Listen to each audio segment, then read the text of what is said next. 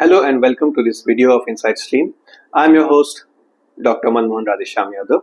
Today is 2nd September 2025, and in this video, I will be talking about the declining position of the US dollar all over the world.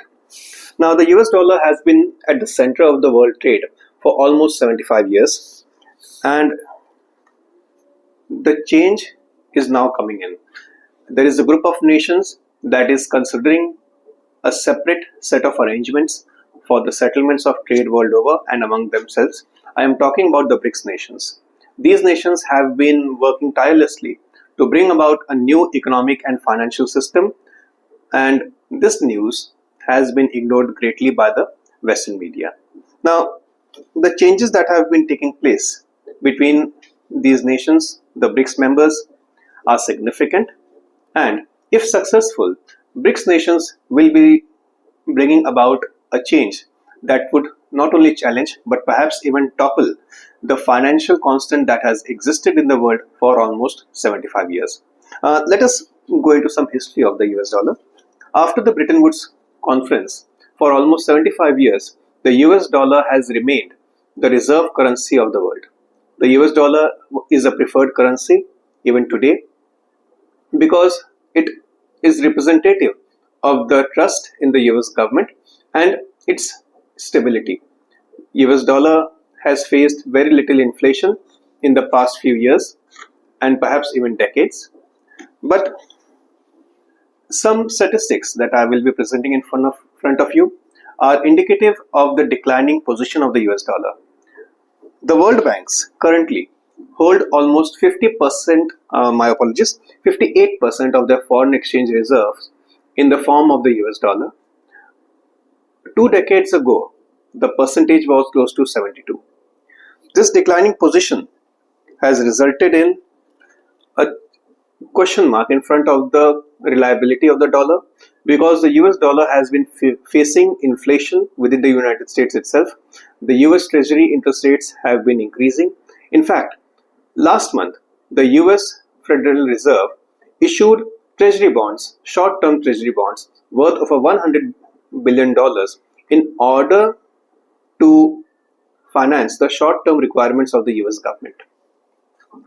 Understanding the US economy and the position of the US dollar, the US economy is one of the largest economies in the world. In fact, it is the dominant economy of the world, which consists of almost 25% of the global GDP. The US economy currently is of $27 trillion, which makes the US a major geopolitical power all over the world. And this is what gives a major amount of strength to the US dollar. Now, until 1971, the US dollar was a currency that was backed by gold. The then US President, Richard Nixon, in a television broadcast announced that the US dollar will be no longer backed by gold for a temporary period of time, which was later on made permanent. Overnight, the US dollar became a currency which we call a fiat currency. Now, let us first understand the difference between a currency that is backed by gold or other commodities and a fiat currency. Whenever a currency is backed by gold, or for that reason a basket of commodities and earths, it is considered to be a currency backed by gold or a basket of commodities. The reason is the central bank of a nation issuing a gold currency backed by a group basket of commodities can only print currency notes whose value is equal to that of the value of the gold and the precious metals that is held by the central bank, which reduces the number of currency, the amount of currency that can be printed by them. In case of a fiat currency like the US dollar, it is the currency that is only backed by the confidence of the people. My apologies. It is only backed by the confidence of the people and the governments world over in the stability of the US government. Now, since 1971, the US dollar has been lent, borrowed, and even used as capital all over the world. And this was the status until the year 2000. Starting in the early 2000s, the US governments and the later subsequent governments have been using dollar as a weapon against those nations who have failed to comply with the US foreign policy or have followed or I must say, exercise strategic autonomy. Starting with North Korea, sanctions were imposed. Later on, sanctions were imposed against Russia during the 2014 Ukrainian crisis, and major sanctions were also brought up against Iranian nation when it started pursuing its nuclear program. The misuse of dollar as a weapon against multiple nations all over the world has resulted in decline in confidence in the US dollar. In fact, the term weaponization of the US dollar has been used by the economists world over because of these sanctions regime of the US government. But one of the most significant and the recent examples of the misuse of dollar as a weapon against a nation is definitely Russia during the Russian-Ukraine conflict, which started in the early 2022. When the conflict started, the United States and its allies barred Russia from the SWIFT payments system. Further, Russia was not allowed to use any of the methods and mediums which are controlled by the US and its allies for the payments and settlements for foreign trade. And the Russian assets that were held within the United States and with the allies of the United States, which was said to be worth over $300 billion, were seized by the US government, which resulted in a massive blow in the confidence in the US dollar. This move resulted in a total collapse in the confidence in the US dollar and its reliability as a safe currency for investment. And this decline in confidence is clearly evident in the declining demand for the US Treasury bonds that are being issued. The decline can be seen from the reduced demand from the central banks of the various governments, which also includes the central banks of the traditional allies of the US. This is where the BRICS come in, primarily consisting of Brazil, Russia, India, China and South Africa, along with other member nations together, which is known as the BRICS Plus. These BRICS nations consist of almost 50% of the global population. They also consider, They also consist of almost 40% of the global GDP. They represent 27% of the global landmass and 26% of the global trade, which means the BRICS nations present a major challenge to the existing world order, the existing dominance of the US and its allies. Now, the BRICS nations have been working tirelessly in the past few years to create an alternative payment system which would rival the US-led payment system known as the SWIFT. BRICS nations have consistently denied that they are planning to launch a new currency. In fact, the actions of the BRICS nations clearly indicates that they are more focused on using their domestic currencies for trade settlements between them.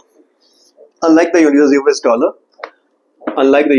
which is a fiat currency, all the member nations of the BRICS use currencies that are backed by gold or a basket of commodities, precious metals and rare earths. This limits the amount of currency that can be printed, acting as an inherent safeguard against inflation, and it creates a financial discipline which results in a much more stable currency. Now, in the past few years, the central banks of India, Russia and China have been purchasing large quantities of gold from its producers and even from the open markets, which has resulted in a rise in the gold holdings of their central banks. It has also resulted in a rapid increase in the prices of gold all over the world in the past 3 years. The gold that is acquired by the central banks of these nations and also other nations